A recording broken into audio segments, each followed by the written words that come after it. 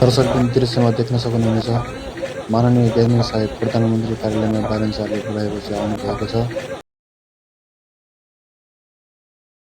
होइन अब बोलाउनु भएको छ कि प्रधानमन्त्रीज्यूले हजुर बोलाइसकेपछि अब के विषयमा गर्नुहुन्छ अब छलफल पछाडि तपाईँहरूले चाहिँ के एजेन्डा लिएर आउनु भएको छ? प्रधानमन्त्रीले भेट्दै गर्दा त जनप्रतिनिधिको नाताले तयारी त गरिन्छ नि त। हामीले समग्र कर्णालीको विकास गर्नु पर्यो। हजुर अघिल्लो पटक संसदमा कर्णालीमा बजेट कमाल्दाखेरि जवाब दिनुभएको थियो। त्यो भएर कर्णालीको विकास समृद्धि र सिङ्गो देशको समृद्धि र कर्णालीको समृद्धि यसैको लागि जाँदैछौँ। थप हेरेर आएपछि कर्णालीको आवाज के हुन्छ मान्यज्यू?